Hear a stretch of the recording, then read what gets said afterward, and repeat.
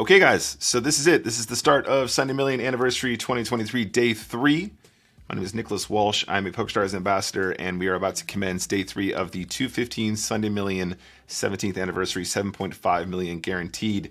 We're currently locked up $10,000, or just under $10,000, $9,700, something like that.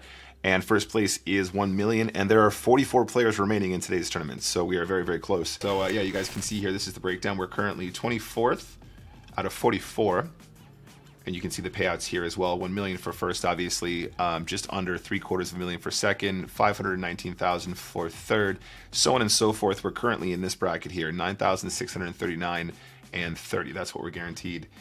The pay jumps from here are pretty substantial.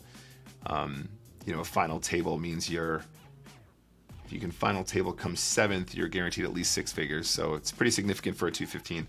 Hope you guys enjoy it. Hey, hello everyone. It is James Hartigan alongside Joe Stapleton. Hello, my babies. And Finton Hand. Hello, lads. An absolute pleasure to be here. How are you doing? Finton, thank you so much for being an 11th hour substitution. Thank you for stepping in for Nick Walsh, who couldn't be bothered to show up for work today. We're about to find out why. Our first feature table is headlined by Nick Walsh. Yes, our friend and colleague has made the final 44 of this huge Sunday Million anniversary. He's locked up the better part of $10,000 and is still in contention for that first prize of $1 million. Incredible stuff. We're already down to 40 players, guys. The next pay jump is at 31. So if we get to 31, we've locked up nearly $14,000. It's going to be very hard to fold these 10s, you guys. I don't really see a situation where we get away from this hand. I think Nick Walsh is going to have to take a race if he has any chance of making that final table. He's got 10s. Crescent Uendo with Ace Queen. I think we know where this one is going. Yep. Okay, this is our spot, guys. This is actually massive for us. Right out of the gates. Wish me luck.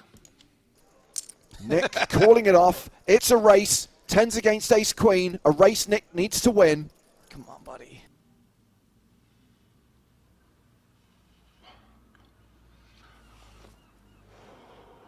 There we go. The set on the turn. All good. Nick doubles up and is now an above average stack. Average stack is 20 million. Nick's got 25 million, and the crowd has literally gone wild on both Twitch and on YouTube. Now, I'm not being funny, you guys, but that is an absolutely unbelievably high value flip. Oh my god. The thing for him to be that strong as well is so unusual. When he makes a shove in that situation, when he's got all the players covered behind him, he can shove much, much wider. Oh my god, that is very significant, you guys. 12 of 39. Okay, so we open this one up. It's very important that we open this one up. King Queen suited for Nick here in the cutoff, and Pop for Ick, who's got fewer than 10 bigs, with 7s on the button. If Pop shoves, I think we still have to call. There's no chance we can raise fold King Queen suited versus the button shove here. Yeah, I don't see any world in which we're not going to see an all-in, and obviously Nick opening the cutoff isn't going to be able to fold this. King Queen suited, a powerhouse in this situation. I do think we probably always have to call with this particular combination, though. Obviously, this can be like loads and loads of pairs where we have 2 overcards. Even if he has a hand like Ace-10 or Ace-Jack, we still have 2 live cards. We're calling 7 to win 21. So yeah, we need about 30% equity. Wish me luck. Here we go. Well, there's a king. Straight draw now for Pop for Ick, and he nails it! No. Drills it on the river. Nasty. Hits the 6 to get the double up. Oh, such a good flop. Such a good flop. But Nick now has queens. Nick's going to be all in 2 hands in a row because the Grimble's going to be shoving. All right, at least we get a chance to get the queens in now, guys. Wish me luck. I don't think we mess around here at all. I think it's just a mandatory get in. We don't want to flat or do anything weird. If we have kings or aces, we can consider it a bit more, but I think it's just a shove to win this pot, get it heads up. Reshove from Nick, which will get rid of the ace-10, will get rid of all these garbage hands behind. And Nick looking for queens to hold. The Grimble, who is the at-risk player, I guess Their best hope is a king. Well,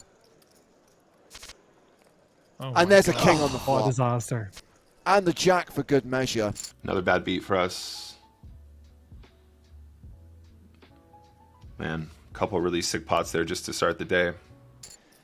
And so Nick loses 2 in a row and is back down to 11 million. Nick Walsh with kings. The Grimble with ace-10. 10 bigs, ace-10 off. The Grimble lets it go. Folds! And the good news for Nick is, I'm not sure well, I don't know, the chip leader's got ace-8 in the big blind. Maybe RFN does give Nick action here. I think with 4 big blinds getting shoved, even though Nick's not going to be incredibly wide with the pay jump, RFN's sitting on over 100 million chips in a big blind. Sorry, Finson. We've got action at one of the other tables.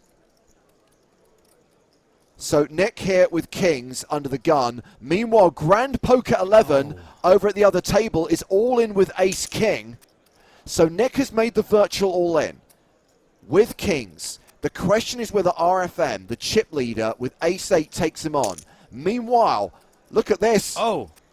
Dark Lord Nick's getting involved with King Jack, but Grand Poker has the dominating hand. Nick is going to be all in with kings here against ace-8. So what happens if they both go out? It's done on time. It's who goes out first. Oh,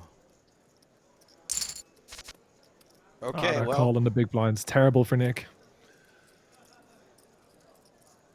So Grand Poker 11 at risk. Nick's king's holding here. Nick's king's looking good. Nick gets the double up. So Nick's good.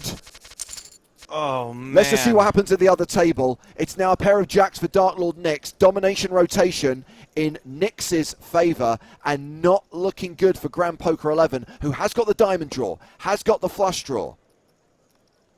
I mean, I think that was smart of Nick to save his last 18 seconds of time bank because this hand wouldn't have ended. There it goes. There we go. Grand Poker 11 busts in 24th. Back to the feature table, back to Nick Walsh's table, and the money jump has been achieved. Nick has guaranteed himself now $18,700, and Nick's got a huge hand here. Ace-King, likely to take a race against the chip leader. We've seen RF9 calling it off with King 10 suited. Obviously, Nick is raising from first position now, but I don't see a world in which the chip leader is going to be folding nines here. Nick almost certainly going to be all in and at risk for his tournament life with 16 players left in the Sunday Million. This is a big deal.